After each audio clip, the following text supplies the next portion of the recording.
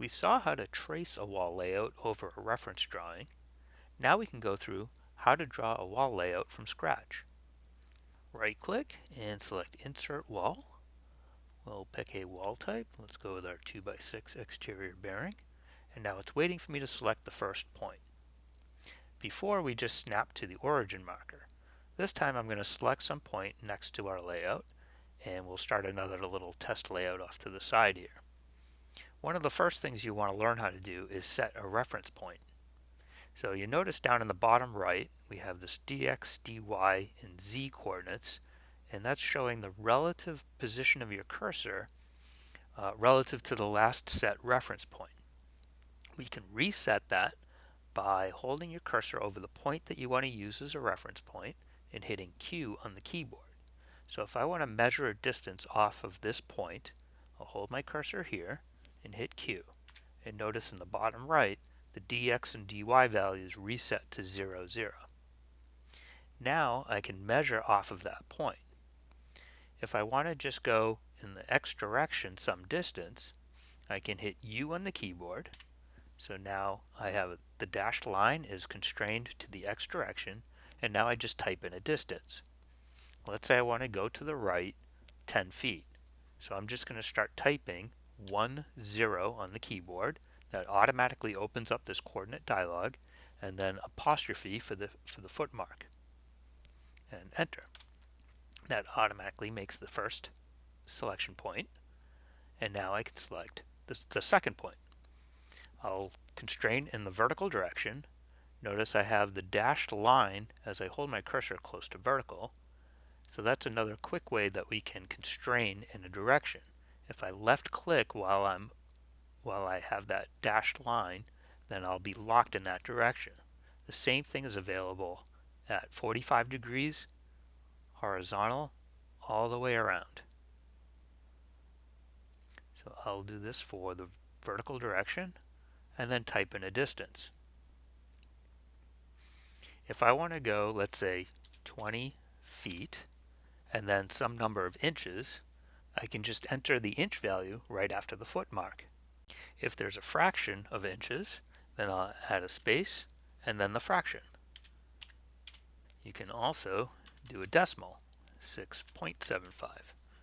You can also put a space after the foot mark and put in your inch value, space, and fraction. Just be careful not to use a dash between the inch and the fraction, or between the foot and the inch, because that'll act as a minus sign. So in this case, you'd actually be drawing something 20 foot, 5.5 inches. The space is seen as a plus sign.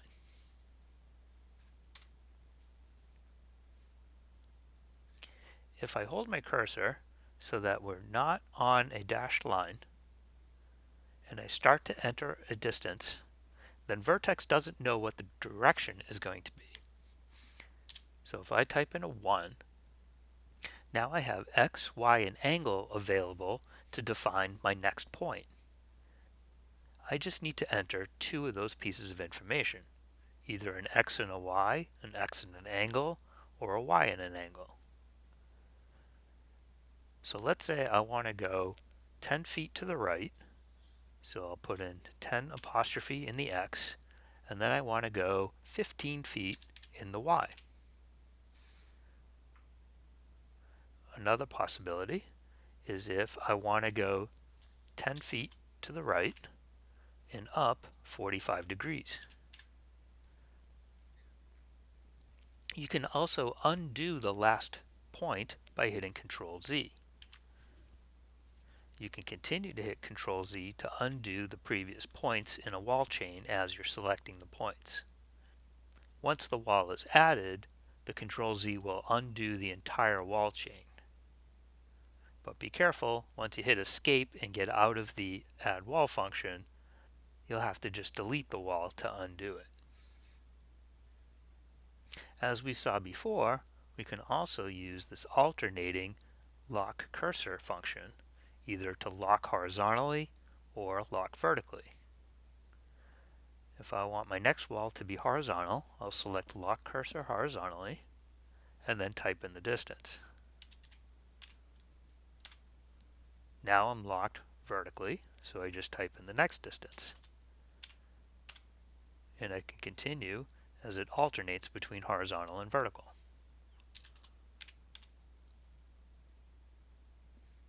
Now I'll hold my cursor at the bottom of the left wall so that the right wall will line up, and then I can snap to the end to close the perimeter.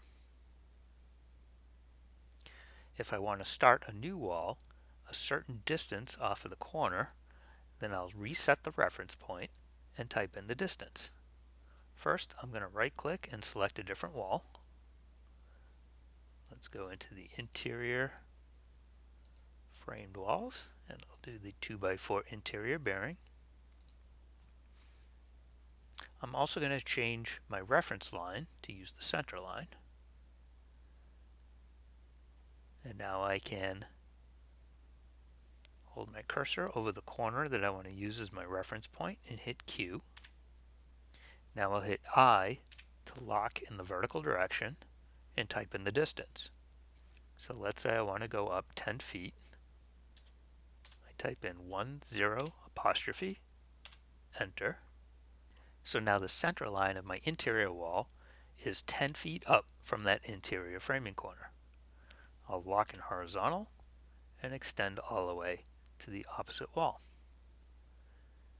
This time Vertex recognized that I'm making a connection at the opposite wall, so it completed the interior wall and it's waiting for me to start a new one.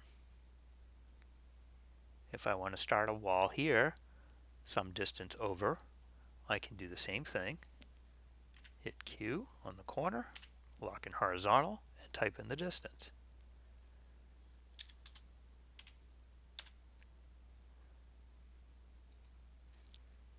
This time I'll lock in the vertical direction, but I'm just going to stop it some distance up. Let's say I only want to go 36 inches. I'll just type in 36. Now it's waiting for me to select the next point, but if I'm done, I can hit confirm, which is pressing down on the mouse wheel, V on the keyboard, or right click and select OK.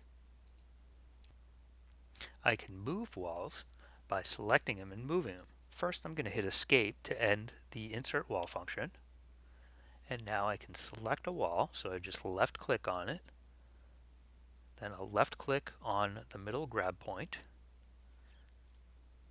constrain in the vertical direction. I'm going to move my cursor in the direction that I want to go in. So let's say I want to go down some distance. So I move my cursor down and then type in the distance.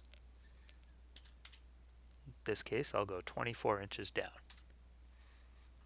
Notice that it kept the connection between this vertical wall and the horizontal wall. I can create new connections if I wanted to tee the end of the top of the wall to this horizontal wall here. I can select the wall, right click on the end point, and select Create T Connection. Now it's asking me to select the destination wall or line, so I'm going to select the exterior wall above. And now I have a connection between those. So if I select this wall and move it, let's say I want to move this down 24 inches, it maintains that connection and retrims the vertical wall. Same thing with the corners. If you want to break a connection, you can select the wall, right click on the end, and choose Disconnect Wall End. Now you can move those wall ends freely. If I want to recreate a corner, I can right click on the end and select Create Corner or Butt, and then select the wall that I'm going to connect to.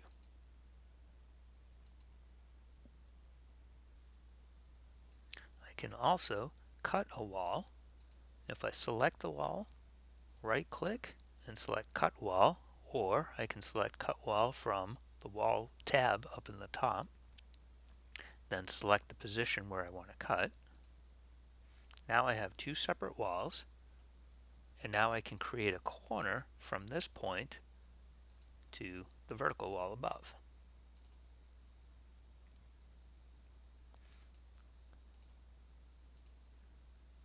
If I move this wall down some distance, and now I can create a T connection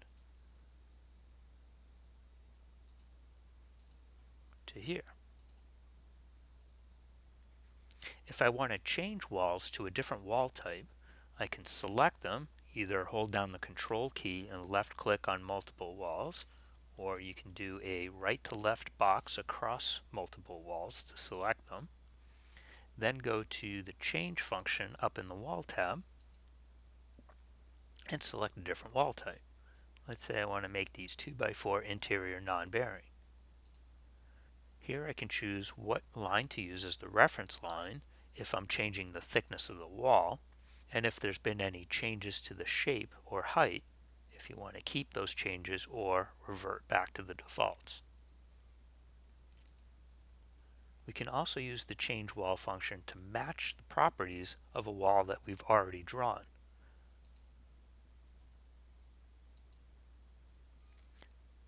This time I'll select the pick button in the bottom left, then select the wall that I want to copy the properties from. The same pick button is available when you're adding new walls as well.